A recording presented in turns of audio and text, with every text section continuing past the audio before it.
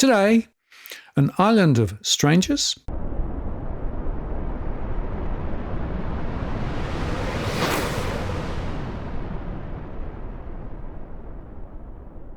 Hello again, it's Martin North from Digital Finance Analytics. One latest post covering finance and property news. Latest data from the ABS on overseas arrivals and departures in Australia revealed that in March 2025, short-term visitors were 761,230, an increase of just 190 arrivals on the 1 year earlier. But short-term residents returning at 840,000 were up 9.5%.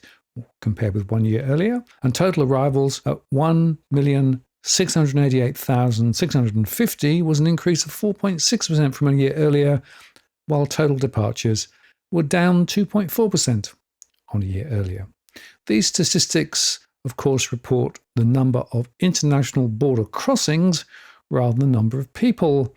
And this release represents statistics on all overseas arrivals and departures, which are not the same as overseas migration statistics. International students, by the way, were up, with higher education numbers at 40,050 compared with 27,930 a year earlier. AMP's Shane Oliver said on X that the ABS March international arrivals data, based on net permanent and long-term arrivals, and by visa groups excluding temporary visitors, suggests the fall in Australian net overseas migration may have stalled and started to reverse. We won't, of course, get the complete picture until later in the year. The last available data point from the ABS is to June 2024, when net overseas migration data reported 446,000 in 23 to 24. That's down from 536,000 a year earlier. Now, of course, high migration puts pressure on home prices, stokes demand for rental property as well, and also paves a path to lower wages for some, which, of course, businesses support. And the Treasury welcomes more people to pay more tax. The ABS population clock suggests that the Australian population has risen by 8.7 million this century.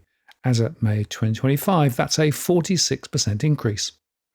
And the 2024 population statement from Treasury's Centre for Population projects that Australia will grow by 13.5 million people in just 40 years.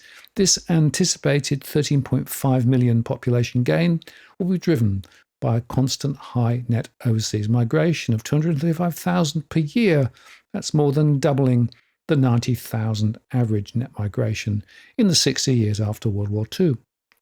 This projected 13.5 million population increase is equivalent to adding another Sydney, Melbourne and Brisbane to the country's current population over the next 40 years. So to sustain, let alone boost productivity growth, all of the housing infrastructure and business investment in these three large cities will have to be replicated in just 40 years. That, of course, is an impossible task. As Alan Kohler wrote the other day, productivity is declining and housing is unaffordable. Economic growth depends entirely on government spending and immigration, and high immigration has not been matched with enough infrastructure and housing to support it. As a result, Australia is divided, defensive, low-tech and uncompetitive. In 2025, the contribution of private business investment to GDP growth has fallen to zero. The growth in real capital stock per person is zero. Real person per capita income growth is zero. Mining investment growth is zero. Non-mining business investment growth has halved since Keating was treasurer. And the housing debt to household income ratio is 5 times what it was in 1985, while the average house now costs 8 times the average income versus 3 times then. The reason more government spending is needed is immigration.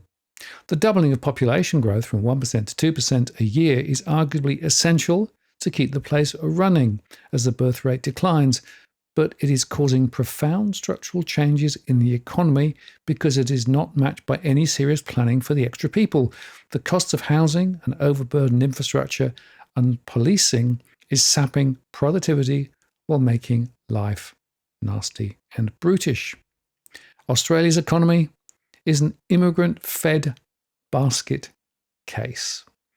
That hardly featured, by the way, in the recent election campaign, and Labour seems intent on keeping population growth high via high migration.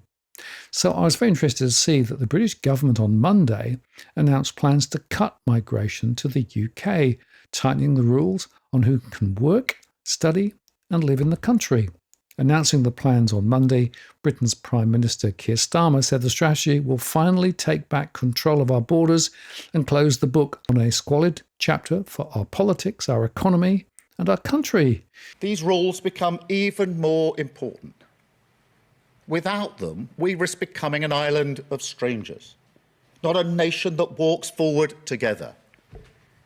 So when you have an immigration system that seems almost designed to permit abuse, that encourages some businesses to bring in lower paid workers rather than invest in our young people, or simply one that is sold by politicians to the British people on an entirely false premise, then you're not championing growth, you're not championing justice, or however else people defend the status quo.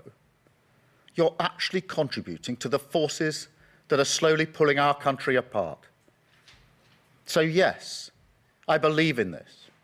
I believe we need to reduce immigration significantly. This is a significant change from Starmer's earlier position, but also echoes earlier promises over many years from many leaders, including Tony Blair, Gordon Brown, Boris Johnson, and Rishi Sunak. But words and figures differed because net migration grew dramatically in recent years, hitting a record high of 906,000 in the year to June 2023, though there was a fall in the subsequent 12 months to 728,000, according to the Office of National Statistics. Remember that this is only legal migration. In essence, the UK experiment of high migration to support economic prosperity has failed completely, with growth slowing, housing more unaffordable, and wages depressed. Does that sound at all familiar?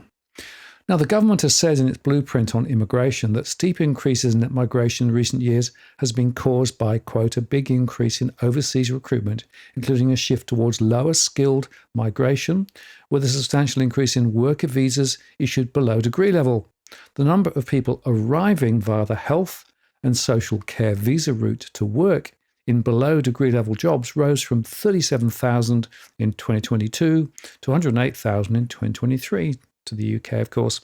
The government said on Monday that it will now end overseas recruitment for social care visas, although visa extensions would be permitted until 2028.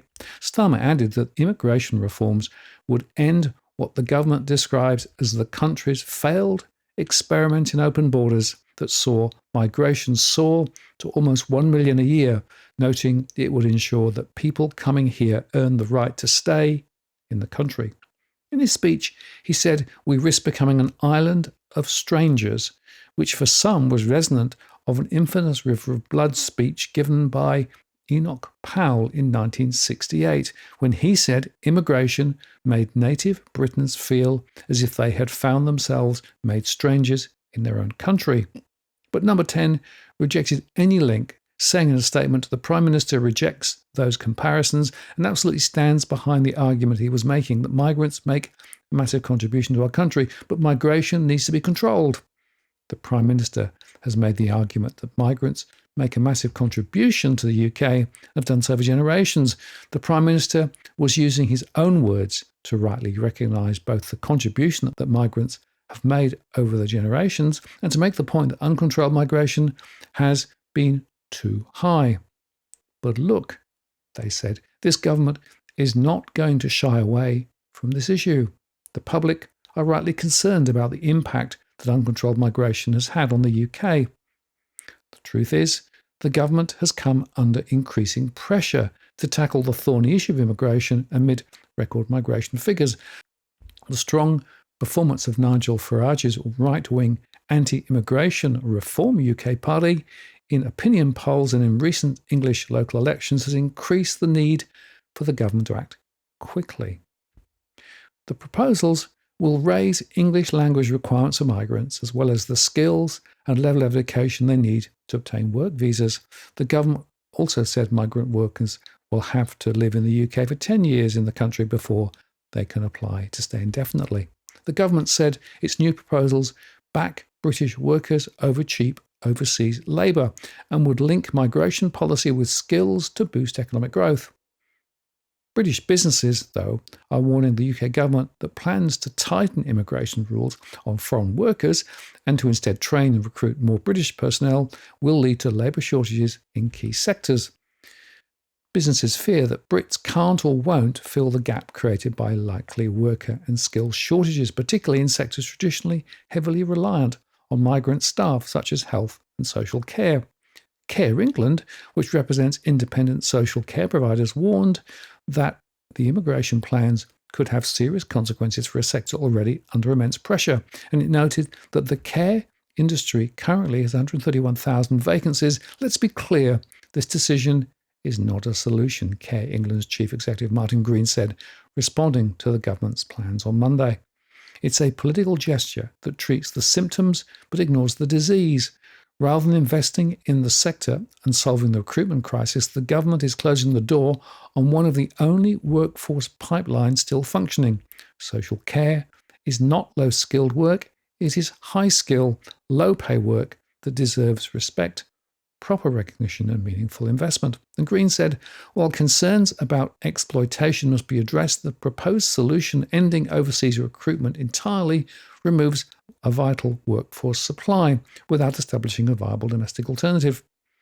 Business industry leaders say that the move to boost training and skills among British workers is certainly welcome, but they warn that labour shortages are likely to become more acute. Employers are clear. Boosting training in the UK is essential, but so is a controlled, affordable and responsible immigration system that keeps investment flowing to the UK.